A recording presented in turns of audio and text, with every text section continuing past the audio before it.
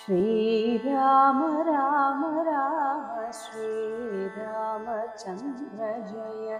श्रीराम राम राम श्रीरामभद्र जय।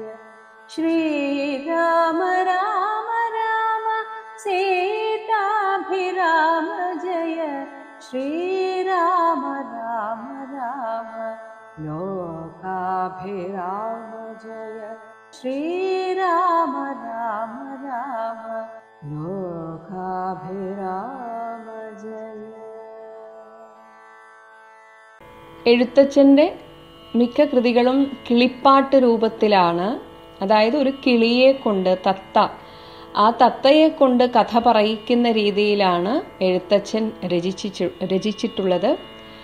അതിനാലാണ് അതിന് കിളിപ്പാട്ട് പ്രസ്ഥാനം എന്ന് പേര് വന്നത് എന്ന് പറയപ്പെടുന്നു. അപ്പോൾ ഇവിടെ തുടക്കം ശ്രീരാമനാമം പാടി വന്ന പൈങ്കിളിപ്പെണ്ണേ. അപ്പം ആ തത്തയെ വിളിക്കുകയാണ്. ശ്രീരാമനാമവും പാടി വന്ന അലയോ തത്തേ, ശ്രീരാമചരിതം നീ ചൊല്ലിയിടൂ മടിയാതെ. ഒട്ടും മടിക്കാതെ സജ്ജനങ്ങൾക്കായിട്ട് ഈ ശ്രീരാമചരിതം നീ ചൊല്ലൂ. ശാരിക പൈതൽ താനും. അപ്പോൾ ഇത് കേട്ടപ്പോൾ ആ തത്ത ആകട്ടെ വന്ദിച്ചു വന്ദ്യന്മാരെ, വന്ദനീയരായിട്ടുള്ള ആളുകളെ, ശ്രേഷ്ഠരായിട്ടുള്ള ആളുകളെ വന്ദിച്ചിട്ട് ശ്രീരാമസ്മൃതിയോടെ ഭഗവാൻ ശ്രീരാമചന്ദ്രനെ മനസ്സിൽ ധ്യാനിച്ച് പറഞ്ഞു തുടങ്ങിനാൾ. ഇപ്രകാരം പറഞ്ഞു തുടങ്ങി. ആദ്യം ഗണേശസ്തുതിയാണ്. കാരണനായ ഗണനായകൻ. ഗണപതിയുടെ സ്വരൂപം ഓംകാര സ്വരൂപം, പ്രണവസ്വരൂപമാണ് എന്ന് പറയും. അപ്പോൾ പ്രണവം എന്നത് ബ്രഹ്മത്തെ കുറിക്കുന്ന ആ ഒരു പദമാണ്. അതുകൊണ്ട് തന്നെ ബ്രഹ്മം കാരണമാണ്, എല്ലാറ്റിൻ്റെയും കാരണം. അതുകൊണ്ട് ആ ഗണപതിയെ എല്ലാറ്റിൻ്റെയും കാരണനായിട്ട് പറയുന്നു.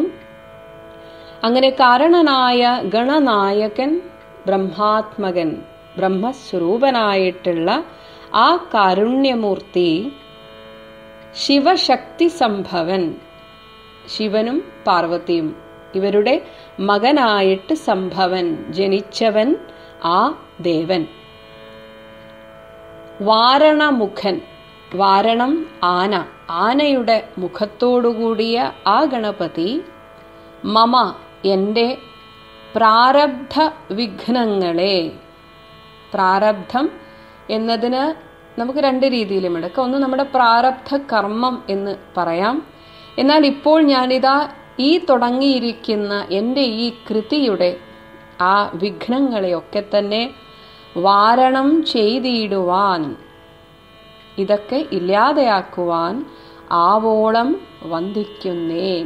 ഞാൻ ഇതാ മതിയാവോളം ഞാൻ അങ്ങയെ വന്ദിക്കുന്നു. അങ്ങനെ ഗണേശസ്തുതി കഴിഞ്ഞ് സരസ്വതി സ്തുതിയാണ്. വാണിയിടുക അനാരതം എന്നുടെ നാവുതന്മേൽ. അല്ലയോ വാണിമാതാവേ, അനാരതം തുടർച്ചയായിട്ട്, ഒട്ടും ഒരു വിഘ്നം വരാതെ, അവിടെയും വിഘ്നമൊന്നും വരാതെ, ഇടതടവില്ലാതെ ഇങ്ങനെ വാണിയിടുക എന്നുടെ നാവു തന്മേൽ. എൻ്റെ നാവിന്മേൽ ദേവി വിളയാടണം. ആ ദേവിയുടെ വിശേഷണങ്ങൾ പറയുന്നു. വർണ്ണവിഗ്രഹേ വേദാത്മികേ. വർണ്ണം തന്നെ, അക്ഷരങ്ങൾ തന്നെയാണ് ദേവിയുടെ വിഗ്രഹം, സ്വരൂപം. അപ്പൊ അക്ഷരങ്ങൾ തന്നെ സ്വരൂപമായിട്ടുള്ള അല്ലയോ വേദാത്മികേ, വേദസ്വരൂപയായിട്ടുള്ള ദേവി എങ്ങനെയാണ് വിളയാടേണ്ടത്? നാണമെന്നിയേ, ഒട്ടും നാണം വേണ്ട. അതായത് ഇടതടവില്ലാതെ വരണം എന്ന് തന്നെ അർത്ഥം. മുതാ, വളരെ സന്തോഷത്തോടെ, നാവിന്മേൽ നടനം ചെയ്യുക. നാവിന്മേൽ നടനം ചെയ്യുക. ഏണാംഗ ആനനെ, ഏണാങ്കാനനെ. അപ്പോൾ എൻ്റെ നാവിന്മേൽ അല്ലയോ ഏണാംഗ ആനനം. ഏണാംഗം ചന്ദ്രൻ. ചന്ദ്രനെപ്പോലെ വിളങ്ങുന്ന അത്രയും തിളക്കമുള്ള മുഖത്തോടുകൂടിയ, ആനനം മുഖം, മുഖത്തോടുകൂടിയ അല്ലയോ സരസ്വതീ ദേവി. എങ്ങനെ ഒരു ഉപമ കൂടെ പറയാണ്. യഥാ ദിഗംബരൻ കാനനെ. ദിഗംബരൻ ശിവൻ, ദിക്ക് തന്നെ വസ്ത്രമായിട്ടുള്ളവൻ. അമ്പരം വസ്ത്രം, ദിക്ക് വസ്ത്രമാവുക എന്ന് വെച്ചാൽ വസ്ത്രമുടുക്കാതെ എന്നർത്ഥം. നഗ്നനായിട്ട് എന്നാൽ ഒട്ടും നാണമില്ലാതെ ആ ദിഗംബരൻ കാനനത്തിൽ ഏതുപോലെയാണോ നടനം ചെയ്യുന്നത് അതേപോലെ നാണമൊന്നുമില്ലാതെ അല്ലയോ ദേവി എൻ്റെ നാവിന്മേലും അങ്ങ് നടനം ചെയ്യുക. വാരിജ ഉത്ഭവ മുഖ വാരിജ വാസേ. വാരിജ ഉദ്ഭവം. വാരിജം താമര. താമരയിൽ നിന്ന് ഉദ്ഭവിച്ചത് ബ്രഹ്മാവ്. ആ ബ്രഹ്മാവിൻ്റെ മുഖവാരിജം, മുഖമാകുന്ന താമരയിൽ വാസേ വസിക്കുന്നവളായ ബാലേ അല്ലയോ സുന്ദരി. വാരിധി തന്നിൽ, വാരിധി സമുദ്രം, ആ സമുദ്രത്തിൽ തിരമാലകൾ എന്ന പോലെ, തിരമാലകൾ എന്ന പോലെ, ഒരു സമുദ്രത്തിൽ തിരമാലകൾ ഒന്നിനു പുറകെ ഒന്നായിട്ടിങ്ങനെ വന്നുകൊണ്ടേയിരിക്കും. ഇതുപോലെ ഭാരതീ പദാവലി, ആ വാക്കുകൾ, പദാവലി, അതിൻ്റെ കൂട്ടം, പദങ്ങളുടെ ആ കൂട്ടം കാലേ കാലേ തോന്നണം. ആ സമയാസമയത്ത് എന്താണോ അതിന് കൃത്യമായ വാക്ക് അതെൻ്റെ മനസ്സിൽ തോന്നേണം ദേവി. പാരാതെ സലക്ഷണം, ഒട്ടും താമസം കളയാതെ, പാരാതെ തടസ്സമില്ലാതെ, സലക്ഷണം ലക്ഷണയുക്തമായിട്ടുള്ള വാക്കുകൾ മേന്മേൽ, മേൽക്കുമേൽ, ഒന്നിനു പുറകെ ഒന്നായിട്ട്, എനിക്കതിനെക്കുറിച്ച് ചിന്തിക്കേണ്ട ആവശ്യം പോലും വരരുത്. അതേപോലെ അല്ലയോ മംഗലശീലേ ദേവി, അതെനിക്ക് എല്ലാ വാക്കുകളും ഒരുമിച്ചിങ്ങനെ തോന്നിപ്പിക്കുമാറാകണം. അടുത്തതായിട്ട് സാക്ഷാൽ വിഷ്ണു ഭഗവാനെ തന്നെ പ്രാർത്ഥിക്കുന്നു. വൃഷ്ണിവംശത്തിൽ വന്ന് കൃഷ്ണനായി പിറന്നൊരു, വൃഷ്ണിവംശത്തിലാണ് സാക്ഷാൽ ഭഗവാൻ കൃഷ്ണൻ ജനിച്ചത്. അങ്ങനെ ആ വംശത്തിൽ വന്ന് കൃഷ്ണനായിട്ട് പിറന്ന വിഷ്ണു വിശ്വാത്മാ, ആ വിശ്വം തന്നെ ആത്മാവായിരിക്കുന്ന ഭഗവാൻ വിഷ്ണു വിശേഷിച്ചനുഗ്രഹിക്കണം, എന്നെ പ്രത്യേകമായിട്ട് അനുഗ്രഹിക്കണം. കാരണം ആ വിഷ്ണു ഭഗവാന്റെ അവതാരമൂർത്തിയുടെ കഥയാണ് ഞാൻ പറയാൻ പോകുന്നത്. ഇനി അടുത്തതായിട്ട് വ്യാസഭഗവാനാണ് അധ്യാത്മരാമായണം രചിച്ചത്. അതാണ് ഇവിടെ തർജ്ജമ ചെയ്യാൻ പോകുന്നത്. അതുകൊണ്ട് വ്യാസഭഗവാനെയും സ്തുതിക്കുന്നു. വിഷ്ണുജോദ്ഭവ സുത നന്ദന പുത്രൻ. വിഷ്ണുജോദ്ഭവൻ, വിഷ്ണുജൻ എന്നാൽ വിഷ്ണുവിൽ നിന്ന് ജനിച്ചവൻ. ഭഗവാൻ വിഷ്ണുവിൻ്റെ നാഭിയിൽ നിന്ന് ജനിച്ചവനാണ് ബ്രഹ്മാവ്. ആ വിഷ്ണുജനിൽ നിന്ന് ഉദ്ഭവം, വിഷ്ണുജൻ ബ്രഹ്മാവ്, ബ്രഹ്മാവിൽ നിന്ന് ഉദ്ഭവിച്ച വസിഷ്ഠ മഹർഷി, ആ വസിഷ്ഠ മഹർഷിയുടെ സുതൻ, മകൻ ശക്തി എന്ന് പറയുന്ന ആ മഹർഷി, ആ ശക്തിയുടെ നന്ദനൻ, ശക്തിയുടെ നന്ദനനാണ് പരാശരൻ, മകനാണ് പരാശര മഹർഷി. ആ നന്ദനന്റെ പുത്രൻ പരാശര മഹർഷിയുടെ മകൻ വ്യാസൻ. അപ്പോൾ വ്യാസഭഗവാനെ കുറിച്ച് പറയാൻ വേണ്ടിയിട്ടാണ് വിഷ്ണുജോദ്ഭവ സുത നന്ദന പുത്രൻ എന്ന് പറഞ്ഞത്. അപ്പോൾ വ്യാസഭഗവാൻ വിഷ്ണുതാൻ തന്നെ, ഭഗവാൻ വിഷ്ണു തന്നെയാണ് വ്യാസനായിട്ടും പിറന്നത്.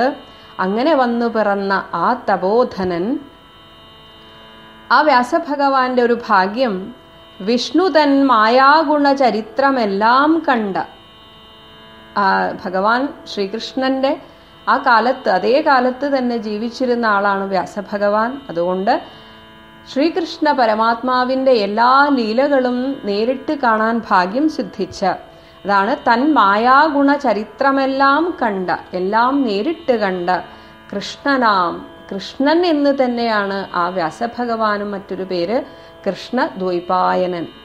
അങ്ങനെ കൃഷ്ണൻ തന്നെ ആയിരിക്കുന്ന പുരാണകർത്താവിനെ, എല്ലാ പുരാണങ്ങളുടെയും കർത്താവായിരിക്കുന്ന ആ വ്യാസഭഗവാനെ വണങ്ങുന്നേൻ, ഞാനിതാ വണങ്ങുന്നു.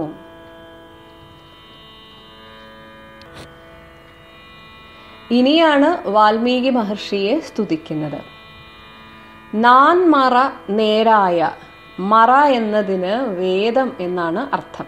അപ്പം നാൻ മറ, 4 മറ, 4 വേദങ്ങൾ, അതിൻ്റെ നേരായ, അതിൻ്റെ സാരമിങ്ങനെ പിഴിഞ്ഞെടുത്ത് രാമായണം ചമയ്ക്കയാൽ, ആദികാവ്യമായ രാമായണം ചമച്ചതുകൊണ്ട് നാൻമുഖനുള്ളിൽ, നാൻമുഖൻ ബ്രഹ്മാവ്, ആ ബ്രഹ്മാവിൻ്റെ ഉള്ളിൽ ബഹുമാനത്തെ വളർത്തുരു, തന്നെക്കുറിച്ചുള്ള നല്ലൊരു മതിപ്പ് വളർത്തിയ ആ വാൽമീകി കവിശ്രേഷ്ഠനാകിയ മഹാമുനിതാൻ, ആ വാൽമീകി എന്നു പേരായ കവിശ്രേഷ്ഠൻ, ആ മഹാമുനിതാൻ മമ വരം തരികെപ്പോഴും വന്ദിക്കുന്നേൻ. ആ മഹാമുനിയുടെ അനുഗ്രഹവും എനിക്ക് വേണം.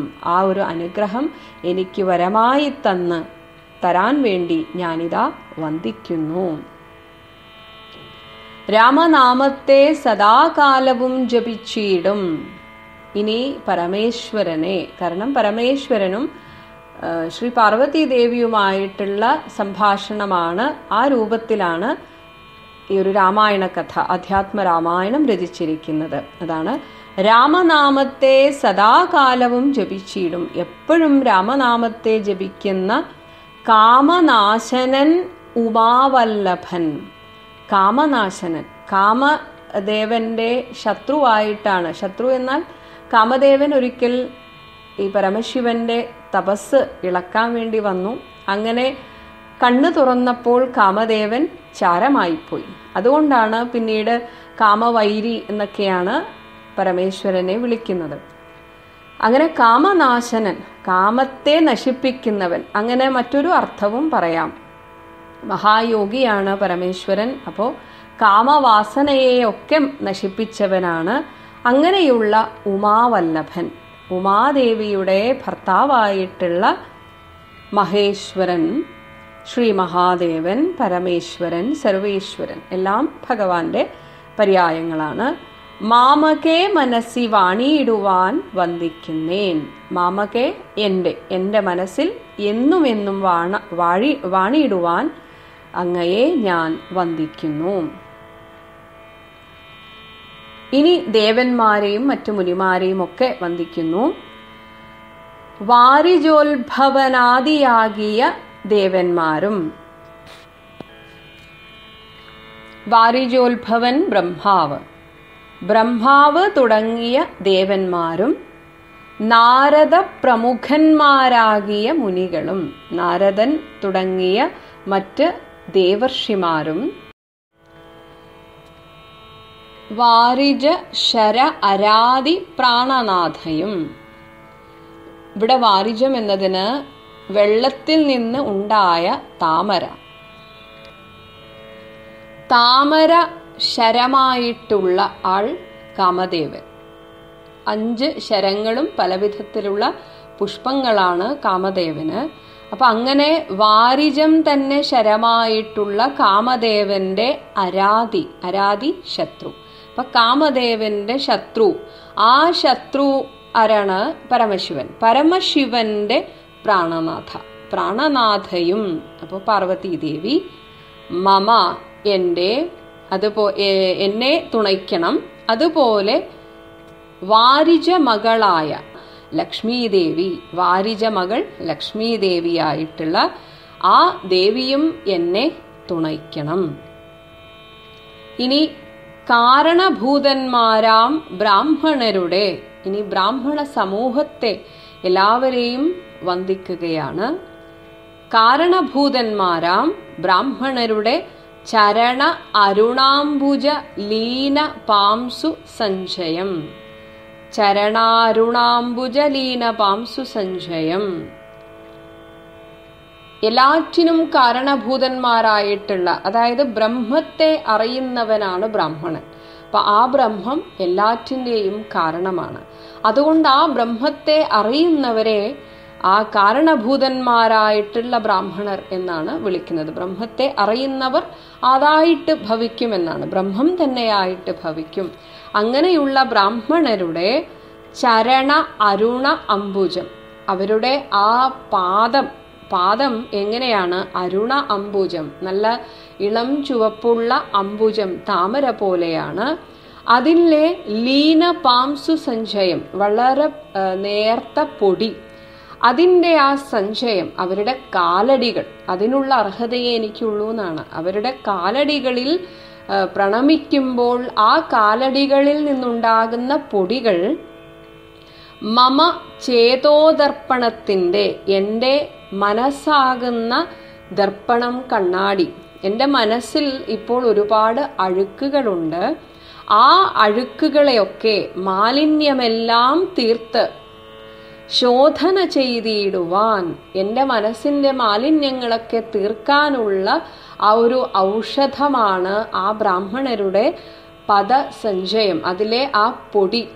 ആ പൊടി എൻ്റെ തലയിൽ, അവരുടെ ആ പാദം വന്ദിക്കുമ്പോൾ എൻ്റെ തലയിൽ അകപ്പെടുന്ന ആ പൊടിയുടെ ആ ഒരു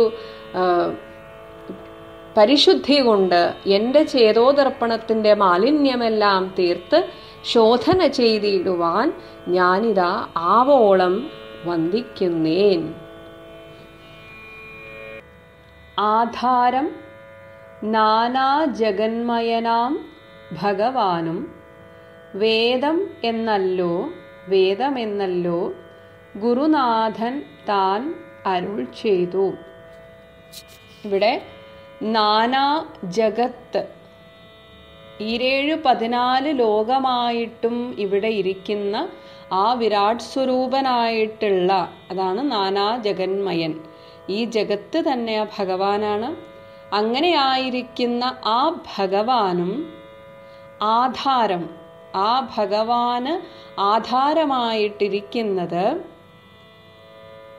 വേദം എന്നാണല്ലോ എൻ്റെ ഗുരുനാഥൻ താൻ അരുൾ ചെയ്തു. എൻ്റെ ഗുരുക്കന്മാർ, അല്ലെങ്കിൽ ഈ പ്രപഞ്ചത്തിൽ നമ്മുടെ ഇടയിലേക്ക് വന്ന എല്ലാ ജ്ഞാനികളായിട്ടുള്ള ഗുരുക്കന്മാരും നമ്മോട് പറഞ്ഞത്, എല്ലാറ്റിൻ്റെയും ഉദ്ഭവം ആ ശബ്ദബ്രഹ്മത്തിൽ നിന്നാണ്, വേദത്തിൽ നിന്നാണ്. അപ്പോൾ ആ വേദമാണ് എല്ലാറ്റിനും ആധാരം. അങ്ങനെയുള്ള അത്രയും പ്രാധാന്യമുള്ള വേദത്തിന് ആധാരഭൂതന്മാർ ഈ കാണായൊരു ഭൂദേവ പ്രവരന്മാർ. വേദത്തിന് ആധാരഭൂതന്മാരി കാണായൊരു ഭൂദേവ പ്രവരന്മാർ. അപ്പം ആ വേദത്തിൻ്റെ മഹത്വം പറഞ്ഞു. അങ്ങനെയുള്ള ആ വേദം പഠിക്കാനും പഠിപ്പിക്കാനും അർഹതയുള്ള, അതാണ് വേദത്തിന് ആധാരഭൂതന്മാർ, അതിനെ കൈകാര്യം ചെയ്യാൻ യോഗ്യരായിട്ടുള്ളവരാണ് ഈ ഭൂദേവ പ്രവരന്മാർ. ഭൂമിയിലെ ഈ ശ്രേഷ്ഠന്മാർ എന്നർത്ഥം. അവരെ ഭൂമിയിലെ ദേവന്മാരായിട്ട് കാണുന്നു. അപ്പം അതാണ് ആ ബ്രാഹ്മണ കുലത്തിൽപ്പെട്ടവർ എന്നും അർത്ഥമെടുക്കാം. പക്ഷെ അങ്ങനെ എടുക്കുമ്പോഴും ആ ബ്രാഹ്മണ്യത്തിൻ്റെ എല്ലാ ലക്ഷണങ്ങളും തികഞ്ഞ ഒരു ബ്രാഹ്മണനെ എന്ന് തന്നെ അർത്ഥമെടുക്കണം. അങ്ങനെയുള്ള ഒരാൾ മാത്രമേ ആ ബ്രഹ്മവിദ്യ നേടാൻ യോഗ്യത, ബ്രഹ്മവിദ്യക്ക് അർഹനാകുന്നുള്ളൂ, അത് നേടാൻ അർഹനാകുന്നുള്ളൂ. അങ്ങനെയുള്ള ആ ബ്രാഹ്മണന്മാർ അവരുടെ തദ്വര ശാപാദികൾ, ഇങ്ങനെയുള്ള ഈ ബ്രാഹ്മണന്മാർക്ക് മറ്റുള്ളവർക്ക് വരം കൊടുക്കാനും അതേപോലെ അവരെ ശപിക്കാനും ഒക്കെയുള്ള ആ ഒരു യോഗ്യത, അല്ലെങ്കിൽ അവർ വരം കൊടുത്താൽ അത് ഫലിക്കും, അവർ ശപിച്ചാൽ അത് ഫലിക്കും. അങ്ങനെയുള്ള ആ ഒരു മാഹാത്മ്യം ഇത്തരത്തിലുള്ള ബ്രാഹ്മണന്മാർക്കുണ്ട്. അവരുടെ ഈ മാഹാത്മ്യത്തെ അവരുടെ ആ ശാപാദികൾ, വരവും ശാപവും കൊടുക്കാം എന്നുള്ള അവരുടെ ആ കഴിവിനെയൊക്കെ ധാതൃ ശങ്കര വിഷ്ണു പ്രമുഖന്മാർക്കും മതം. അപ്പോൾ അവരെ, ഇത്തരത്തിലുള്ള ബ്രാഹ്മണ ശ്രേഷ്ഠരെ ധാതാവ് ബ്രഹ്മാവ്, ശങ്കരൻ ശിവൻ, വിഷ്ണു മഹാവിഷ്ണു, ഇവരൊക്കെ തന്നെ ഈ ബ്രാഹ്മണന്മാരുടെ ഈ യോഗ്യതയെയും അവരുടെ ആ ശ്രേഷ്ഠതയെയും ഒക്കെ മതം, അതിനെ മതിക്കുന്നവരാണ്, അതിനെ മാനിക്കുന്നവരാണ്. അപ്പൊ ത്രിമൂർത്തികളാലും മാനിക്കപ്പെടുന്നവരാണ് ഈ ബ്രാഹ്മണന്മാർ. ഇങ്ങനെയുള്ള ആ വേദജ്ഞ ഉത്തമന്മാർ, വേദജ്ഞോത്തമന്മാർ, വേദത്തെ അറിഞ്ഞ ആ ഉത്തമന്മാർ, ശ്രേഷ്ഠന്മാരായിട്ടുള്ള ആ ബ്രാഹ്മണന്മാരുടെ മാഹാത്മ്യങ്ങൾ ആർക്ക് ചൊല്ലാം? ആർക്ക് ചൊല്ലാൻ പറ്റും? കാരണം അത്രയും ശ്രേഷ്ഠരാണ്. അപ്പൊ അവരെക്കുറിച്ച് പറയാനൊന്നും നമുക്ക് അർഹതയില്ല. അതിനും വേണം ഒരു അർഹത. അതാണ് അവരുടെ മഹാത്മ്യങ്ങൾ ആർക്കാണ് ചൊല്ലാൻ പറ്റുക. അപ്പൊ ഇവിടെ ഇനി സ്വയം എഴുത്തച്ഛൻ വിനീതനാവുന്നു. ഞാനാകട്ടെ പാദസേവകനായ ഭക്തനാം ദാസൻ. ഞാൻ ഇത്തരത്തിലുള്ള ഈ ബ്രാഹ്മണ ശ്രേഷ്ഠന്മാരുടെ പാദസേവകനാകാനുള്ള യോഗ്യതയെ എനിക്കുള്ളൂ. അവരെ ഭക്തിപൂർവം സേവിക്കുന്ന ഒരു ദാസനാണ് ഞാൻ. ഇനി അതുമാത്രമല്ല, ഇനി ഒരു ബ്രാഹ്മണന്മാരുടെ ഒരു കുലം എന്നെടുത്താൽ, ജാതി വ്യവസ്ഥയിൽ എടുക്കുകയാണെങ്കിൽ, ബ്രഹ്മപാദജൻ അജ്ഞാനിനാം ആദ്യനായുള്ളൊരു ഞാൻ. ബ്രഹ്മപാദജനാണ് ഞാൻ. ബ്രഹ്മപാദജൻ എന്ന് പറയുമ്പോൾ ആ ബ്രഹ്മം ആദ്യം ഒരു രൂപം സ്വീകരിച്ചത് വിരാട് സ്വരൂപമാണ്. അത് ഈ 14 ലോകങ്ങളിലും അങ്ങനെ വ്യാപിച്ചു കിടന്നു. അങ്ങനെ പിന്നീട് പറയുന്ന ഒരു കുലമഹിമയെ പറയാൻ വേണ്ടി പറയുന്നത്, ആ വിരാട് സ്വരൂപന്റെ മുഖത്ത് നിന്ന് ഉദ്ഭവിച്ചവരാണ് ബ്രാഹ്മണന്മാർ, കൈകളിൽ നിന്ന് ഉദ്ഭവിച്ചവരാണ് ക്ഷത്രിയന്മാർ, തുടകളിൽ നിന്ന് ഉദ്ഭവിച്ചവരാണ് വൈശ്യന്മാർ. ആ ബ്രഹ്മത്തിൻ്റെ അഥവാ ആ വിരാട് സ്വരൂപന്റെ പാദത്തിൽ നിന്ന് ജനിച്ചവരാണ് ശൂദ്രന്മാർ. അങ്ങനെ ഒരു ശൂദ്രകുലത്തിലാണ് എഴുത്തച്ഛൻ ജനിച്ചത്. അതാണ് ഇവിടെ തുറന്ന് സമ്മതിക്കുകയാണ്. അങ്ങനെ ശൂദ്രനായി ജനിച്ചതുകൊണ്ട് തന്നെ എനിക്ക് ആ ജന്മഗുണമായിട്ട് ആ ഒരു ജ്ഞാനം ഇല്ല എന്ന് സമ്മതിക്കുന്നു. അതാണ് പാദജൻ അജ്ഞാനിനാം ആദ്യനായുള്ളൊരു ഞാൻ. ബ്രഹ്മപാദജനാണ്, ശൂദ്ര ആ കുലത്തിലാണ് ഞാൻ പിറന്നത്. അതുകൊണ്ട് തന്നെ അജ്ഞാനികളിൽ ഞാൻ ആദ്യനാണ്, ഞാൻ മുമ്പനാണ്. അജ്ഞാനികളുടെ കണക്കെടുത്താൽ ഒരുപക്ഷെ അതിലേറ്റവും ആദ്യം എൻ്റെ പേര് എഴുതേണ്ടി വരും. അത്രയും അജ്ഞാനിയാണ് ഞാൻ എന്ന് എഴുത്തച്ഛൻ വിനയാന്വിതനാവുകയാണ്. യഥാർത്ഥത്തിൽ രാമായണം വായിക്കുമ്പോൾ തന്നെ നമുക്കറിയാം അദ്ദേഹത്തെ പോലെ ഒരു ജ്ഞാനി വേറെ ഇല്ല എന്ന്. പക്ഷേ ഇതായിരിക്കണം ഒരു ജ്ഞാനിയുടെ ഗുണം എന്നുകൂടെയാണ് പറയുന്നത്. എനിക്ക് ഒന്നും അറിയില്ല. അപ്പോൾ അതാണ് ഞാൻ അജ്ഞാനികളിൽ മുമ്പനായിട്ടുള്ള ഈ ഞാൻ. അപ്പോൾ ഇവിടെ ഒരു അത്യാഗ്രഹം കൊണ്ട് ഞാൻ ചെയ്തു പോകുന്നതാണ് എന്ന രീതിയിൽ പറയുകയാണ്. വേദസംഹിതമായി മുൻപുള്ള ശ്രീ രാമായണം, വേദത്തിന്റെ താല്പര്യങ്ങളെ സംരക്ഷിക്കുന്ന, അതാണ് വേദസംഹിതം. ഒപ്പം ആദ്യം പറഞ്ഞിട്ടുണ്ട് വേദസാരമാണ് ഈ രാമായണം. അപ്പൊ ഇങ്ങനെയൊക്കെയുള്ള ആ വേദസംഹിതമായിട്ട് മുൻപേയുള്ള ആ ശ്രീരാമായണം, ഇത് എന്തിനു വേണ്ടിയാണ് ഞാൻ ഈ പറയാൻ പോകുന്നത്? ബോധഹീനന്മാർക്ക് അറിയാം വണ്ണം ചൊല്ലിടുന്നേൻ. ബോധഹീനന്മാരായിട്ടുള്ള ആളുകൾക്ക് അറിയാൻ വേണ്ടിയിട്ടാണ്. അപ്പോൾ ബോധഹീനന്മാർ എന്ന് വെച്ചാൽ അജ്ഞാനികൾ. അപ്പോൾ മൂക്കില്ല രാജ്യത്തെ ഒരു മുറിമൂക്കൻ രാജാവായിട്ടാണ് ഞാനിപ്പോൾ ഉള്ളത്. ഒരു പക്ഷെ എന്നേക്കാളും അജ്ഞാനികളായിട്ട് ഇവിടെ ആരെങ്കിലും ഉണ്ടെങ്കിൽ അവർക്ക് കൂടെ മനസ്സിലാകുന്ന ഭാഷയിൽ, അതിനാണ് ഈ മലയാള ഭാഷയിൽ തന്നെ ഞാനിത് എഴുതുന്നത്. അപ്പോൾ ബോധഹീനന്മാരായിട്ട് കുറേ പേര് ഈ ലോകത്തുണ്ട്. അതായത് ഈ ലോകമാണ് സത്യം, ഈ ലോകത്തിൽ നിന്ന് കിട്ടുന്ന ഭൗതികമായ സുഖഭോഗങ്ങൾ അനുഭവിച്ച് അങ്ങനെ അങ്ങ് ഇരിക്കലാണ് ജീവിതം എന്നൊക്കെ വിചാരിക്കുന്ന ബോധഹീനന്മാരുണ്ട്.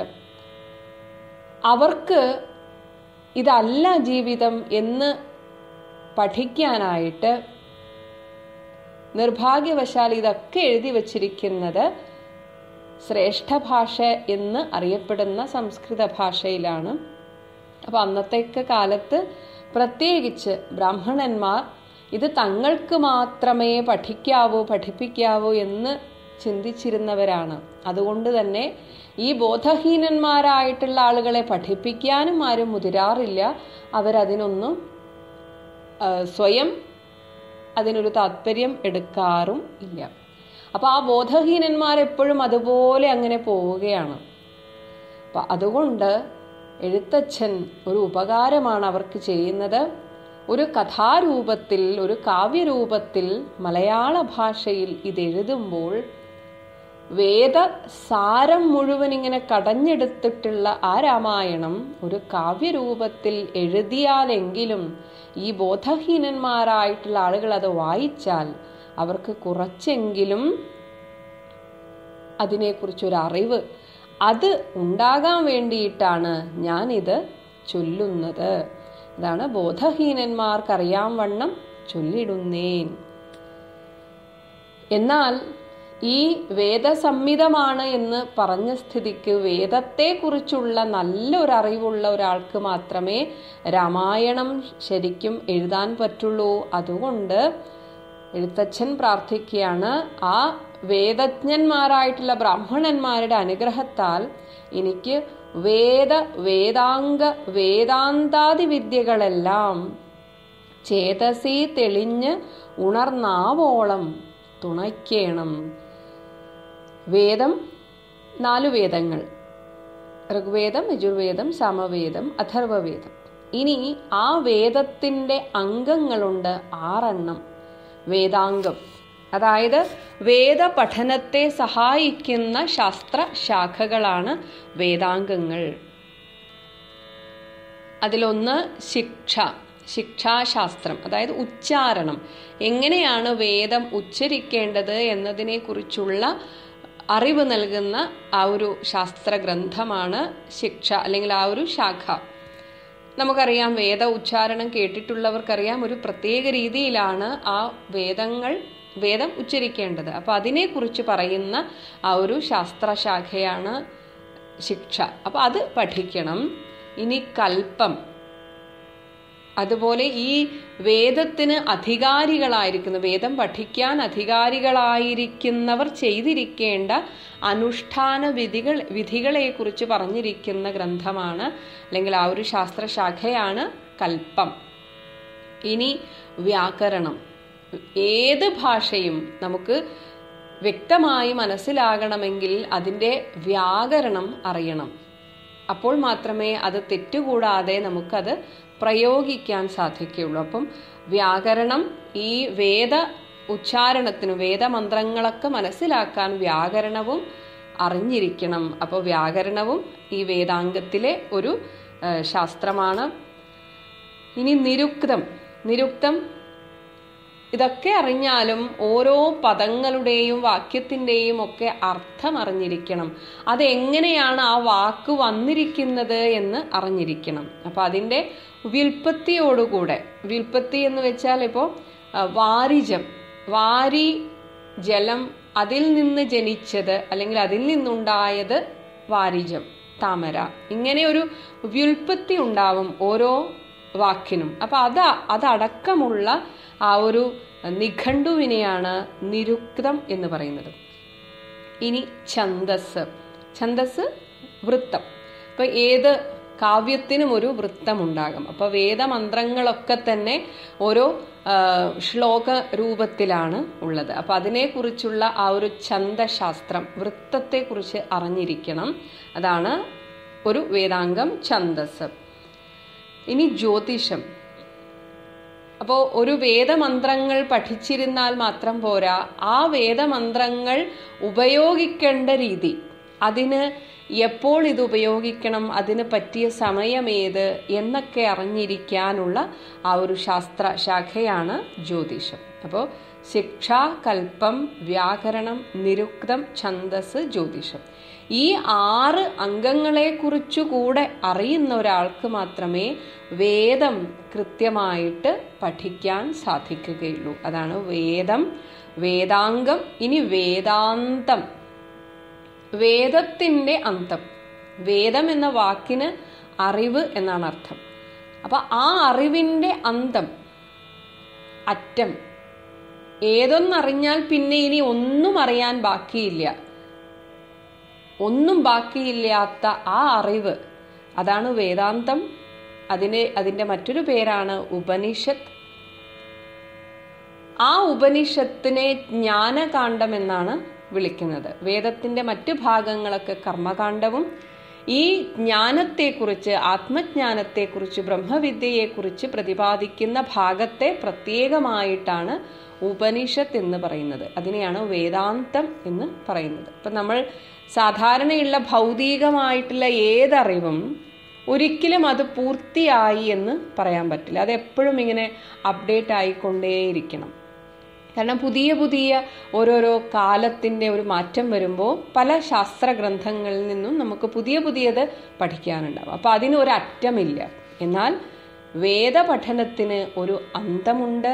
അത് ആ ഉപനിഷത്ത് വാക്യങ്ങളിലൂടെ ആ ജ്ഞാനം നേടുകയാണ്. ആ ജ്ഞാനം നേടിക്കഴിഞ്ഞാൽ ഈ പ്രപഞ്ചത്തെക്കുറിച്ചുള്ള യഥാർത്ഥ ആ ഒരു ചിത്രം ബോധ്യമുണ്ടാകും. അതുകൊണ്ട് അതിനെ വേദാന്തം എന്ന് പറയുന്നു.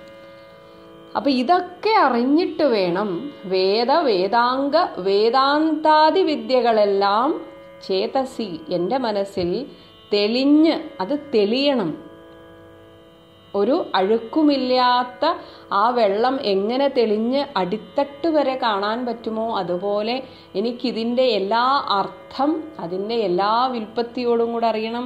അതുപോലെ ലക്ഷണങ്ങളോടുകൂടെ, അങ്ങനെ അതിൻ്റെ എങ്ങനെയൊക്കെ ആഴത്തിലേക്ക് പോകാൻ പറ്റുമോ അതൊക്കെ തെളിയണം എൻ്റെ ഉള്ളിൽ. അങ്ങനെ തെളിഞ്ഞ് ഉണർന്ന് ആവോളം അങ്ങനെ സംഭവിക്കുവാൻ ആ ബ്രാഹ്മണ ശ്രേഷ്ഠന്മാർ എന്നെ തുണയ്ക്കണം, എന്നെ അനുഗ്രഹിക്കണം. ഭൂമിയിലുള്ള ദേവന്മാരാണ് ബ്രാഹ്മണന്മാർ എന്ന് പറഞ്ഞു. ഇനി അല്ലാത്ത ദേവന്മാർ, നമ്മൾ സാധാരണ ദേവന്മാരായിട്ട് കണക്കാക്കുന്നവരെയൊക്കെ പറയുകയാണ്. ഇവിടെ നമുക്ക് ആ എഴുത്തച്ഛൻ്റെ പ്രാസം വളരെ ഭംഗിയായിട്ട് നിബന്ധിച്ചിരിക്കുന്നത് കാണാം. സുരസംഹതിപതി തദനു സ്വാഹാപതി.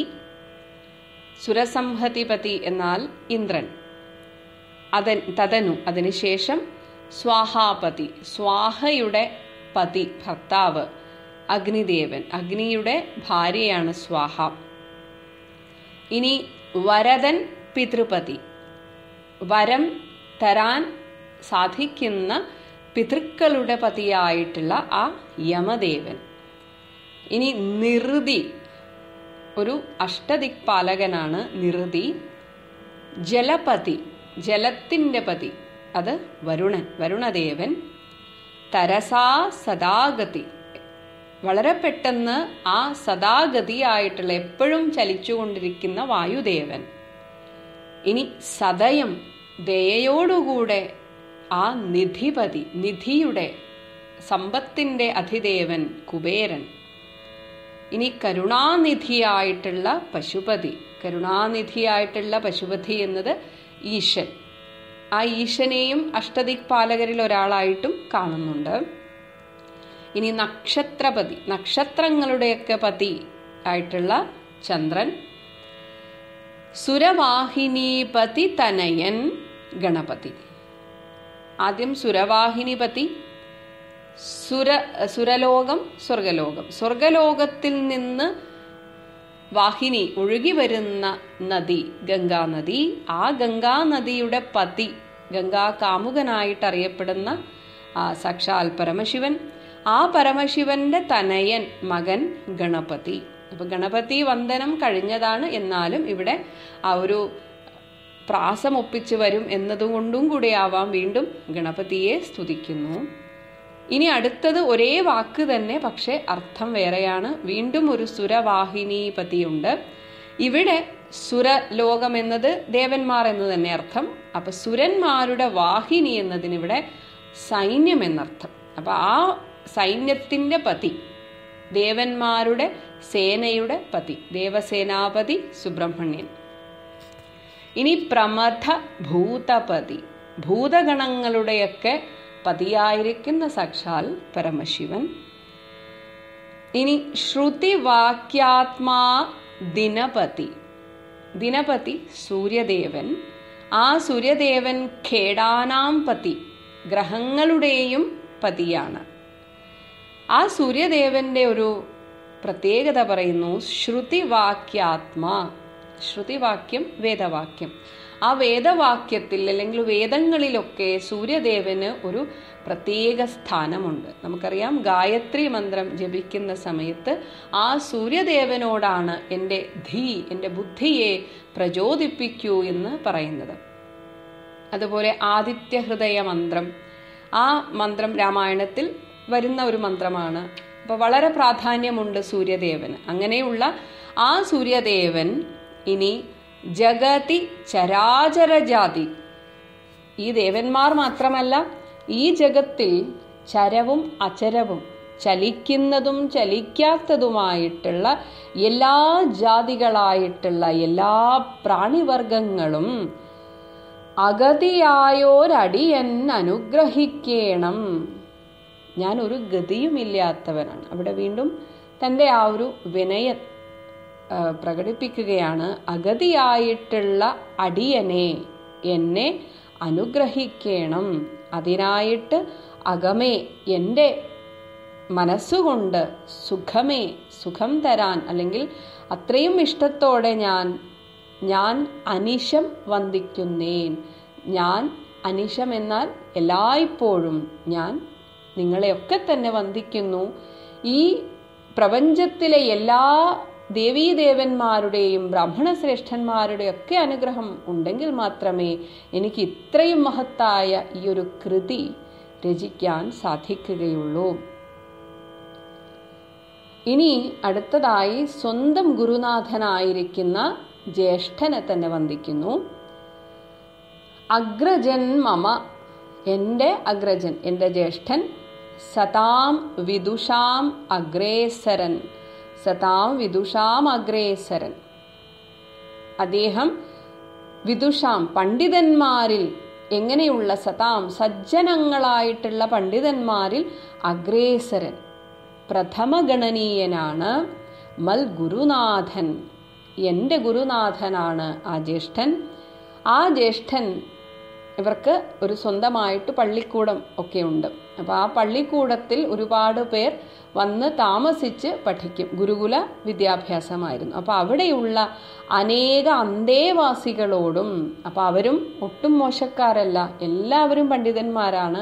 അങ്ങനെയുള്ളവരാണ് അവിടെ വന്ന് പഠിക്കുന്നത്. അപ്പോൾ എൻ്റെ ഗുരുനാഥനായിട്ടുള്ള എൻ്റെ ജ്യേഷ്ഠനും അവിടെ പഠിക്കാൻ വന്നിരിക്കുന്ന മറ്റ് അന്തേവാസികളോടും അവരൊക്കെ ചേർന്നിട്ട് ഉൾക്കുരുന്നിങ്കൽ വാഴുക, എൻ്റെ മനസ്സിൽ എപ്പോഴും ഇങ്ങനെ തെളിഞ്ഞ് വിളങ്ങണം.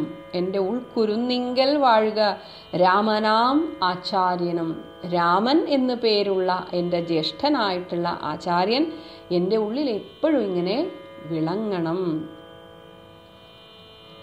മാത്രമല്ല, ആചാര്യൻ മാത്രമല്ല, മുഖ്യന്മാരായ ഗുരുഭൂതന്മാർ മറ്റുള്ളവരും, മറ്റ് ആരൊക്കെ എനിക്ക് ഏതൊക്കെ രീതിയിലുള്ള അറിവുകൾ തന്നിട്ടുണ്ടോ അവരൊക്കെ തന്നെ എൻ്റെ ഗുരുഭൂതന്മാരാണ്.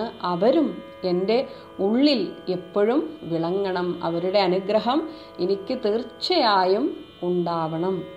ഇവിടെ മറ്റൊരു കാര്യം, ഇവിടെ ജ്യേഷ്ഠൻ്റെ പേര് രാമൻ എന്ന് പറഞ്ഞു.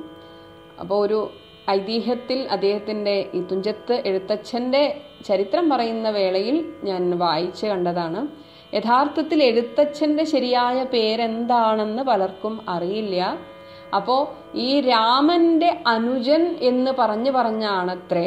കാരണം ജ്യേഷ്ഠനായിരുന്നു ആ സമയത്ത് പ്രശസ്തി കൂടുതൽ, പണ്ഡിതനും അദ്ദേഹം ഒരു ഗുരുനാഥനും ഒക്കെ ആയതുകൊണ്ട്. അപ്പം രാമന്റെ അനുജൻ എന്ന് പറഞ്ഞാണ് ഇദ്ദേഹത്തിന് രാമാനുജൻ എന്ന പേര് വന്നത്. ഇദ്ദേഹം പള്ളിക്കൂടത്തിലെ എഴുത്താശാനായതുകൊണ്ട് എഴുത്തച്ഛൻ എന്ന പേരും.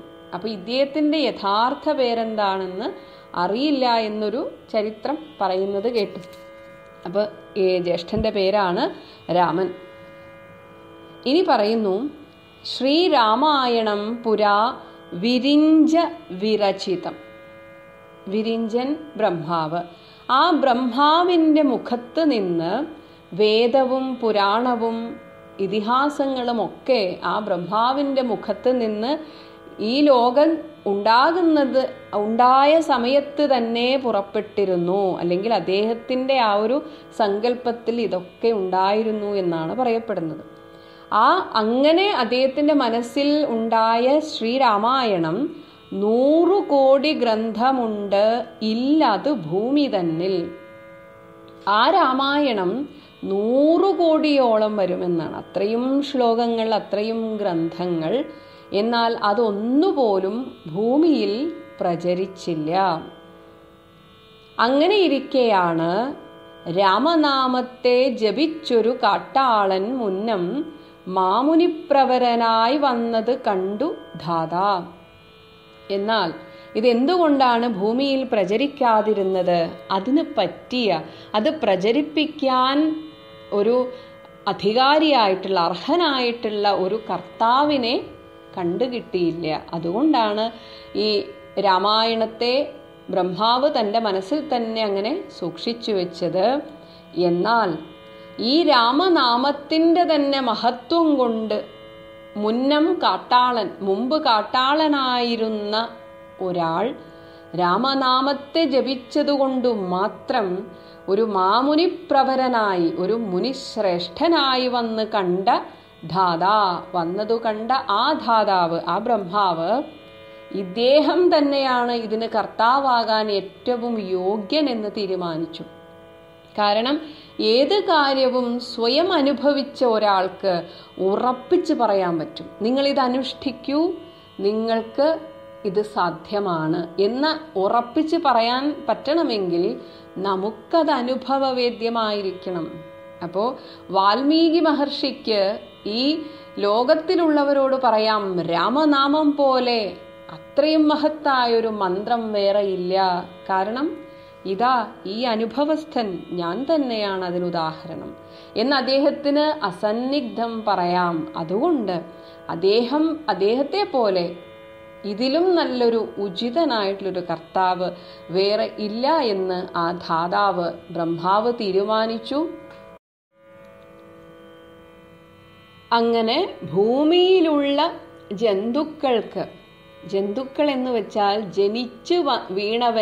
ജനിച്ചവൻ എല്ലാവരും ജന്തുക്കളാണ്. അപ്പൊ അങ്ങനെയുള്ള ആ ജന്തുക്കൾക്ക് മോക്ഷാർത്ഥം, എന്നാൽ എപ്പോഴും ഇങ്ങനെ തിന്നും കുടിച്ചും രസിച്ചും മറ്റുള്ള ലൗകിക സുഖഭോഗങ്ങളൊക്കെ അനുഭവിച്ച് കഴിയുമ്പോൾ ഇവിടെ മനുഷ്യനും വെറുമൊരു ജന്തു മാത്രമായിട്ടിരിക്കും. മറ്റുള്ള പക്ഷിമൃഗാദികളെപ്പോലെ വെറുമൊരു ജന്തുവായിട്ട് ജനിക്കുമ്പോൾ എല്ലാവരും ജന്തുവാണെങ്കിലും മനുഷ്യന് ഒരു പ്രത്യേകതയുണ്ട്. ആ ജന്തുത്വത്തിൽ നിന്ന് ദൈവീകതയിലേക്ക്, ഈശ്വരത്വത്തിലേക്ക് ഉയരാനുള്ള ഒരു വിവേകം അവനുണ്ട്. അത് പ്രയോജനപ്പെടുത്തണം എന്ന് മാത്രം. അതല്ല എങ്കിൽ മറ്റുള്ള പക്ഷിമൃഗാദികളെപ്പോലെ വെറും ഒരു ജന്തുവായിട്ട് തന്നെ ജീവിച്ച് മരിക്കാം. അതൊക്കെ അവനവന്റെ ഇഷ്ടം. അപ്പൊ അങ്ങനെ ഭൂമിയിലുള്ള ജന്തുക്കൾക്ക് മോക്ഷാർത്ഥം, ഈ ലോകത്തിൽ നിന്നുള്ള ഈ പ്രാപഞ്ചികമായിട്ടുള്ള എല്ലാ ദുഃഖങ്ങളിൽ നിന്നുമുള്ള മോക്ഷത്തിനു വേണ്ടിയിട്ട് ആ ധാതാവ് വാൽമീകി മഹർഷിയോട് പറഞ്ഞു, ശ്രീ മഹാരാമായണം ചമയ്ക്ക എന്ന് അരുൾ ചെയ്തു. ഈ ബ്രഹ്മാവിന്റെ തന്നെ നിർദ്ദേശം അനുസരിച്ചാണ് വാൽമീകി മഹർഷി ഈ രാമായണം ചമച്ചത്. ഇത് പറയപ്പെടുന്നത് പൊതുവെ എല്ലാവർക്കും അറിയാവുന്ന ഒരു കഥയായിരിക്കും.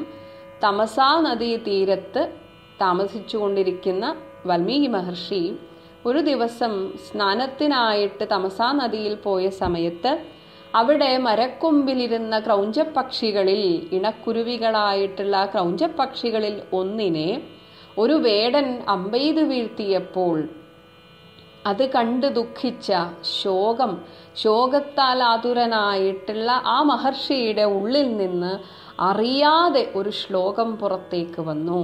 അതാണ് മാ നിഷാദ പ്രതിഷ്ഠാം ത്വമഗമ ശാശ്വതീ സമാ യത് ക്രൗഞ്ചമിഥുനാദേകമവധി കാമമോഹിതം. ഇങ്ങനെ ഒരു ശ്ലോകം തൻ്റെ ഉള്ളിൽ നിന്ന് പുറത്തേക്ക് വന്നതിൽ ആ വാൽമീകി മഹർഷിക്ക് തന്നെ അത്ഭുതമായി. അങ്ങനെ തിരിച്ച് ആശ്രമത്തിൽ എത്തിയെങ്കിലും അന്ന് നടന്ന ആ സംഭവം അദ്ദേഹത്തിൻ്റെ മനസ്സിനെ വല്ലാതെ മഥിച്ചുകൊണ്ടിരുന്നു. മാത്രമല്ല, തനിക്ക് എങ്ങനെയാണ് ഇത്രയും വൃത്തനിബദ്ധമായിട്ടൊരു ശ്ലോകം എങ്ങനെ രചിക്കാൻ സാധിച്ചു എന്നൊക്കെ ആലോചിച്ചു കൊണ്ടിരുന്ന ആ മഹർഷിയുടെ മുന്നിലേക്ക് ബ്രഹ്മാവ് വരികയും ബ്രഹ്മാവ് പറഞ്ഞു, ഇതൊക്കെ എൻ്റെ സങ്കല്പമാണ്. അങ്ങനെ ഞാൻ ഈ രാമായണത്തെ ഭൂമിയിൽ പ്രചരിപ്പിക്കാനായിട്ട് അങ്ങയെയാണ് തിരഞ്ഞെടുത്തിരിക്കുന്നത്.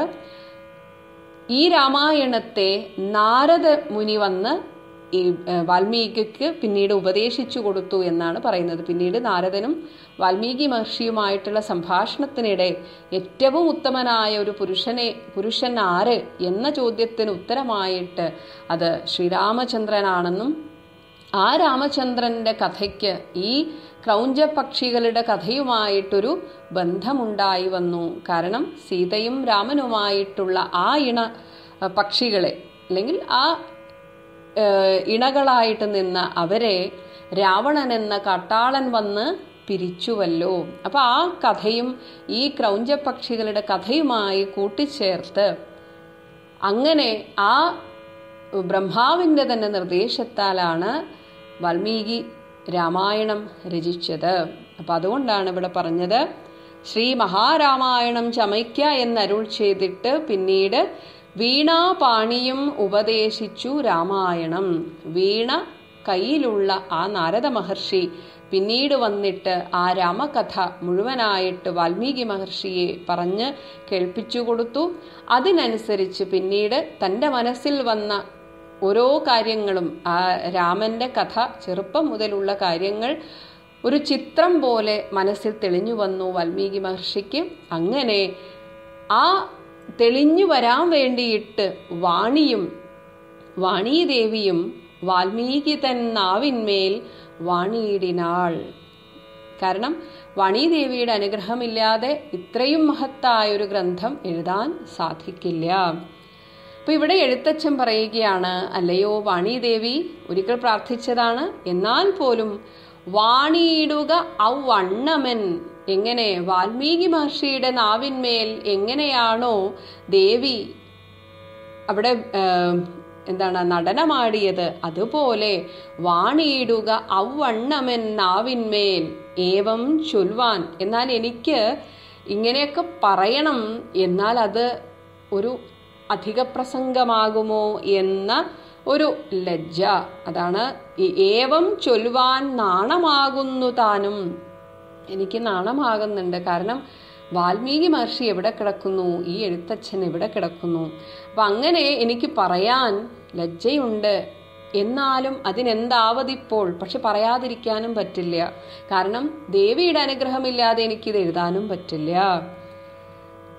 മാത്രമല്ല ആ നാണത്തിന് കാരണം മറ്റൊന്നുമല്ല, വേദശാസ്ത്രങ്ങൾക്ക് അധികാരിയല്ല എന്നതോർത്ത്, വേദശാസ്ത്രങ്ങൾക്ക് അധികാരിയല്ലെന്നതോർത്ത് ഞാൻ ഇതിന് അധികാരിയല്ലല്ലോ എന്നതും കൂടെയാണ്. കാരണം ശൂദ്രകുലത്തിലാണ് ജനിച്ചത് എന്ന് പറഞ്ഞു. അത് തന്നെ ആ വേദം പഠിക്കാൻ ഞാൻ അധികാരി അല്ല എന്ന് സ്വയം അങ്ങ് വിനയാന്വിതനായി പറയുകയാണ്.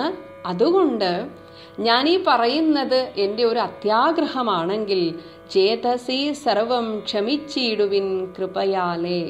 ദേവി, ഞാൻ പറയുന്നത് ഒരു അത്യാഗ്രഹമായി പോയെങ്കിൽ ദേവി ആ കൃപ കൊണ്ട് എല്ലാം ക്ഷമിക്കൂ. എന്നാൽ എനിക്കിത് പറയണം എന്ന് അത്രയും ആഗ്രഹമുണ്ട്. കാരണം അത്രയും മാഹാത്മ്യമുള്ളതാണ് ഈ രാമായണം. അങ്ങനെ ആ മഹാത്മ്യം പറയുകയാണ്. അധ്യാത്മപ്രദീപകം അത്യന്തം രഹസ്യം ഇത് അധ്യാത്മരാമായണം മൃത്യുശാസന പ്രോക്തം. അധ്യാത്മപ്രദീപകം, അധ്യാത്മം എന്ന വാക്കിന് ആ ഉപാധിരഹിതമായിട്ടുള്ള ചൈതന്യം, ആ പരബ്രഹ്മം ഒരു ഉപാധി സ്വീകരിച്ചുകൊണ്ട് ഒരു ശരീരത്തിലേക്ക് മാത്രമായിട്ട് ചുരുങ്ങുമ്പോൾ അതിനെ അധ്യാത്മം എന്ന് വിളിക്കുന്നു. എന്നാൽ ഈ മായയാൽ മൂടപ്പെടുമ്പോൾ ഈ അധ്യാത്മമായിരിക്കുന്ന ആ ഉപാധി സഹിതമായിട്ടുള്ള ശരീരത്തിന് താൻ ആ ചൈതന്യത്തിൻ്റെ തന്നെ ഒരു ഭാഗമാണെന്നുള്ള ആ ഒരു ഓർമ്മ ഇല്ലാതെയാകുന്നു, അത് മറന്നു പോകുന്നു. ഈ മറവിയെ മാറ്റിയിട്ട് അതിനെ പ്രദീപകം, അതിനെ ഓർമ്മിപ്പിക്കുന്ന, തൻ്റെ ഉള്ളിലെ ആ ചൈതന്യം ആ ഈശ്വരൻ തന്നെ എന്ന് നമ്മെ ഓർമ്മിപ്പിക്കുന്ന, അതാണ് അധ്യാത്മ പ്രദീപകം. നമ്മെ ഓരോ വേളയിലും ഓർമ്മിപ്പിച്ചു കൊണ്ടിരിക്കുന്ന അത്യന്തം രഹസ്യം, അത്യന്തം രഹസ്യമാണ് ഇത് എന്ന് വെച്ചാൽ ഇത് കേൾക്കണമെന്ന് താല്പര്യപ്പെടുന്നവരോട് മാത്രമേ ഇത് പറയാൻ പാടുള്ളൂ. ഈ ഒരു ദൈവീകതയെയും അതിനെയൊക്കെ തള്ളിക്കളയുന്നവരോട് തർക്കിക്കാൻ പോയിട്ട് അവരെയൊന്നും ഇതൊന്നും ബോധ്യപ്പെടുത്തി കൊടുക്കേണ്ട ആവശ്യമില്ല. അതുകൊണ്ടാണ് ഇത് രഹസ്യം എന്ന് പറയുന്നത്. ഇത് അറിയണമെന്ന് അത്രമാത്രം ആഗ്രഹിക്കുന്ന, അതിന് അധികാരികളെന്ന് തോന്നുന്നവരോട് മാത്രമേ ഇത് പങ്കുവയ്ക്കാൻ പാടുള്ളൂ. അധ്യാത്മ പ്രദീപകം അത്യന്തം രഹസ്യം ഇത് അധ്യാത്മരാമായണം. ഇതാരാണ് പറഞ്ഞത്? മൃത്യുശാസന പ്രോക്തം. അധ്യാത്മരാമായണം എന്ന ഈ ഒരു ഗ്രന്ഥം അത് പറയപ്പെട്ടിരിക്കുന്നത് മൃത്യുശാസനനാണ്. മൃത്യുവിൻ്റെ ശാസനൻ, കാലന്റെ അരി, ശത്രു, കാലാരിയായിരിക്കുന്ന ആ പരമശിവനാൽ പ്രോക്തം, പറയപ്പെട്ടതാണ്. അത് തൻ്റെ പ്രിയപത്നിയായ പാർവതീദേവിക്ക് ഉപദേശിച്ചു കൊടുത്ത ഒരു മഹത്തായ ഗ്രന്ഥമാണ് ഈ അധ്യാത്മരാമായണം. ഇനി ഇത് അധ്യയനം ചെയ്തിടും മർത്യജന്മികൾക്കെല്ലാം. ഇപ്പൊ രാമായണം എന്താണ് ചെയ്യേണ്ടത്? അധ്യയനം ചെയ്യണം. അത് ഒരു ചടങ്ങ് തീർക്കുന്നത് പോലെ ഓടിപ്പിടിച്ച് വായിക്കാനുള്ളതല്ല. അധ്യയനം, വേദാധ്യയനം എന്നൊക്കെ കേട്ടിട്ടില്ലേ? അപ്പൊ എന്താ വേദാധ്യയനം എന്ന് വെച്ചാൽ വെറുതെ വായിക്കലാണോ? അല്ല. അതിൻ്റെ അർത്ഥമറിഞ്ഞ്, പദച്ഛേദമറിഞ്ഞ്, അതിൻ്റെ ആത്മാവറിഞ്ഞ്, അതിൻ്റെ ഓരോ ഭാഗങ്ങളിലേക്കും ആഴത്തിൽ അങ്ങോട്ട് ഇറങ്ങിച്ചെന്ന് മനനം ചെയ്ത് ഇങ്ങനെ അവനവൻ്റെ ജീവിതത്തിലേക്ക് അതിൻ്റെ ഓരോരോ തത്വങ്ങളെ അത് പ്രയോഗിക്കാനും കൂടെ അതിനുള്ള ഒരു സാധന പോലെ ചെയ്യേണ്ട ഒന്നാണ് രാമായണം. അതാണ് അധ്യയനം ചെയ്തിടും മർത്യജന്മികൾക്കെല്ലാം. അപ്പൊ ഇതിന്റെ ഫലശ്രുതി കേൾക്കുമ്പോൾ രാമായണം ഓടിച്ചിട്ട് വായിക്കുന്നവർക്ക് അല്ല എന്നുകൂടെ ഓർക്കണം. അധ്യയനം ചെയ്യുന്ന മർത്യജന്മികൾക്കെല്ലാം മുക്തി സിദ്ധിക്കും. വെറുതെ വായിക്കുന്നവർക്കല്ല, രാമായണം അധ്യയനം ചെയ്ത് അർത്ഥമറിഞ്ഞ് ആഴത്തിൽ അതിനെ പഠിച്ച് മനനം ചെയ്യുന്നവർക്ക്, അങ്ങനെയുള്ള ഏത് മനുഷ്യനുണ്ടെങ്കിലും അവൻ്റെ കുലമോ ജാതിയോ ആൺ പെൺ വ്യത്യാസമൊന്നുമില്ല, അങ്ങനെയുള്ളവർക്ക് മുക്തി സിദ്ധിക്കും. അസന്നിഗ്ധം, ഒരു സംശയവും വേണ്ട. അസന്നിഗ്ധം, അതിനി ഒരുപാട് ജന്മം കാത്തിരിക്കണോ? വേണ്ട. ഈ ജന്മം കൊണ്ടേ, നിങ്ങൾ ഏത് ജന്മത്തിലാണോ ഇത് വായിക്കുന്നത് അത് പഠിക്കേണ്ട രീതിയിലാണ് നിങ്ങൾ പഠിക്കുന്നതെങ്കിൽ ഈ ജന്മം കൊണ്ടേ മുക്തി സിദ്ധിക്കും. അസന്നിഗ്ധം, ഒരു സംശയവും വേണ്ട. പക്ഷേ അതിനിയും ഒരു യോഗ്യത കൂടെ വേണം. ഭക്തി കൈക്കൊണ്ടു കേട്ടുകൊള്ളുവിൻ. ഭക്തി വേണം. എന്താ ഭക്തി? വിശ്വാസം, വെറുമൊരു വിശ്വാസമല്ല ഭക്തി. വിശ്വാസം എന്നത് എന്നെയും എൻ്റെ കുടുംബത്തെയും ഈശ്വരൻ രക്ഷിക്കുമെന്നത് ഒരു വിശ്വാസം. എന്നാൽ ഭഗവാനാണ് എൻ്റെ എല്ലാം, ഭഗവാനല്ലാതെ എനിക്ക് ഈ ലോകത്തിൽ വേറെ ആരുമില്ല എന്ന ഉറപ്പ്, ഭഗവാനെ മാത്രം തൻ്റെ സുഹൃത്തായി, സഖാവായി, ബന്ധുവായിട്ട് എല്ലാം കാണാനുള്ള ആ മനസ്സ്, അങ്ങനെ ഭഗവാനിൽ ആസക്തി വെക്കുകയാണ് ഭക്തി. അങ്ങനെ ഭക്തി കൈക്കൊണ്ടു കേട്ടുകൊള്ളുവിൻ, നിങ്ങളെല്ലാവരും കേൾക്കൂ, ഞാനിതാ ചൊല്ലിയിടുവൻ, ഞാൻ ഇതാ പറയാൻ പോവുകയാണ്. എത്രയും ചുരുക്കി, ഞാൻ അങ്ങനെ വലിയ വിശദീകരണമൊന്നും കൊടുക്കുന്നില്ല, ചുരുക്കി ഞാൻ പറയാം രാമമാഹാത്മ്യമെല്ലാം. രാമൻ്റെ, ആ ശ്രീരാമൻ്റെ, അതുപോലെ അധ്യാത്മ രാമായണത്തിൻ്റെ ഒക്കെ മഹാത്മ്യം ഞാൻ ചൊല്ലാം. ഇനി പറയുന്നു, ബുദ്ധിമത്തുക്കളായോരി കഥ കേൾക്കുന്നാകിൽ. ബുദ്ധിമത്തുക്കൾ എന്നാൽ വിവേക ബുദ്ധിയുള്ളവർക്ക്. അപ്പം ഇത് ആരെങ്കിലും കേട്ടാൽ അവർക്ക് പ്രയോജനപ്പെടില്ല. അപ്പം അതുകൊണ്ട് വിവേകം വേണം ആദ്യം. അപ്പം പല ഗ്രന്ഥങ്ങൾ ഒരുപാട് കാലം നാമം ജപിച്ചും ഒക്കെ നമുക്ക് ഈ ലോകം സത്യമല്ല, ഈ പ്രപഞ്ചം സത്യമല്ല, ഈശ്വരൻ മാത്രമേ ഉള്ളൂ ഒരു സത്യം, മറ്റതൊക്കെ മാറിക്കൊണ്ടേയിരിക്കുന്നതാണ്. സത്യമല്ല എന്ന് വെച്ചാൽ മിഥ്യയാണ് എന്ന് പറഞ്ഞാൽ ഇല്ലാത്തത് എന്നല്ല, അതിങ്ങനെ മാറിക്കൊണ്ടേയിരിക്കും. ഇന്ന് കണ്ടയാളെ നാളെ കാണില്ല, ഇന്നത്തെ സാഹചര്യമല്ല നാളെ.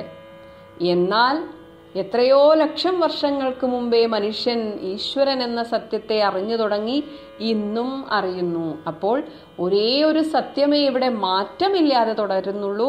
ആ സത്യത്തെ അറിയുകയാണ് ലക്ഷ്യം എന്ന വിവേകം. ഈ മിഥ്യയായ ലോകത്തെ ആശ്രയിക്കരുത് എന്ന വിവേകം. ഈ വിവേകം ഉള്ളവർക്ക് ഈ കഥ ഒരു തവണ ഒന്ന് കേൾക്കുന്നതാകിൽ, ശ്രദ്ധയോടെ കേൾക്കുന്നതാകിൽ, ബദ്ധരാകിലും, ഒരുപക്ഷെ വിവേകമുണ്ടാകും, പക്ഷേ അപ്പോഴും ബന്ധങ്ങളിൽ നിന്നോ ദുഃഖങ്ങളിൽ നിന്നോ മുക്തരല്ല എങ്കിൽ, ബദ്ധരാണ് എങ്കിൽ, പക്ഷേ ഈ ഒരു കഥ, അധ്യാത്മരാമായണ പഠനം ഒരു തവണ ഒന്ന് ചെയ്താൽ മതി, മുക്തരായി വന്നുകൂടും. നിങ്ങൾ മുക്തരാകും, യാതൊരു സംശയവും വേണ്ട.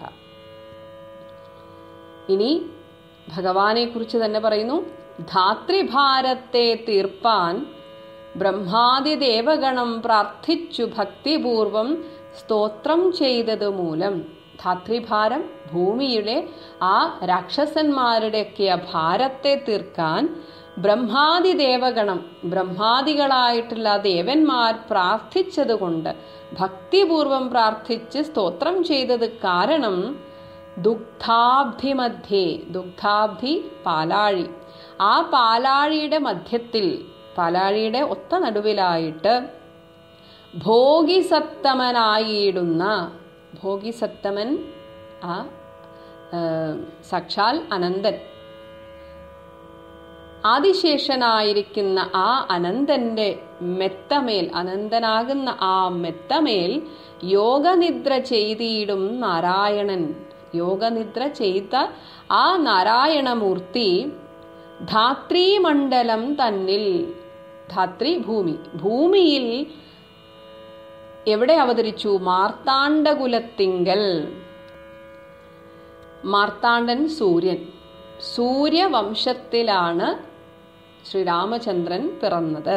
അപ്പൊ ഭൂമിയിലെ സൂര്യവംശത്തിൽ ധാത്രി ഇന്ദ്രവീരൻ, ധാത്രീന്ദ്രവീരൻ, ഭൂമിയുടെ രാജാവ്, ആ രാജാവായിട്ടുള്ള ദശരഥന് തനയനായിട്ട്, മകനായിട്ട് എന്തിനാണ് വന്നത്? രാത്രിചാരികളായ രാവണാദികൾ തമ്മേ, ആ രാക്ഷസന്മാരായിട്ടുള്ള രാവണാദികളെയൊക്കെ മാർത്താണ്ഡാത്മജപുരം, മാർത്താണ്ഡൻ സൂര്യൻ, സൂര്യന്റെ ആത്മജൻ മകൻ കാലൻ, അപ്പൊ കാലപുരം, കാലപുരിക്ക് പ്രാപിപ്പിച്ചോരു ശേഷം, അവരെയൊക്കെ ആ കാലപുരിക്ക് അയച്ചതിന് ശേഷം തൻ്റെ അവതാര കൃത്യങ്ങളൊക്കെ വളരെ ഭംഗിയായി പൂർത്തിയാക്കിയതിന് ശേഷം ആദ്യമാം ബ്രഹ്മത്വം, തൻ്റെ യഥാർത്ഥ സ്വരൂപമായിട്ടുള്ള ആ ബ്രഹ്മത്തെ പ്രാപിച്ച തിരിച്ച് ആ ബ്രഹ്മതത്വത്തെ തന്നെ പ്രാപിച്ച വേദാന്തവാക്യവേദ്യനാം. വേദാന്തം എന്താണെന്ന് നേരത്തെ പറഞ്ഞു, അറിവിന്റെ അറ്റം ഉപനിഷത്ത്. ആ ഉപനിഷത്തിലെ മഹാവാക്യങ്ങൾ 4 മഹാവാക്യങ്ങളാണ്. പ്രജ്ഞാനം ബ്രഹ്മ, ആ ശ്രേഷ്ഠമായ ജ്ഞാനം തന്നെയാണ് ബ്രഹ്മം എന്നത് ഒരു വാക്യം. അയം ആത്മാ ബ്രഹ്മ, ഈ ആത്മാവിനെ തന്നെയാണ് ബ്രഹ്മം എന്ന് വിളിക്കുന്നത്. നമ്മുടെയൊക്കെ ഉള്ളിലെ ജീവാത്മാവിനെ തന്നെയാണ് ബ്രഹ്മം എന്ന് വിളിക്കുന്നത് എന്നത് 2ാമത്തെ വാക്യം. ഇനി ഒരു ഗുരു ശിഷ്യനോട് പറയുന്ന രീതിയിൽ തത് ത്വം അസി, അത് ആ സത്യം, ത്വം അത് നീ തന്നെയാകുന്നു എന്ന 3ാമത്തെ വാക്യം. പിന്നീട് ശിഷ്യൻ സ്വയം അനുഭവിച്ചറിയേണ്ട ആ സത്യം, അഹം ബ്രഹ്മാസ്മി, ഞാൻ ആ തത്വം തന്നെ എന്ന അനുഭവത്തിലേക്ക്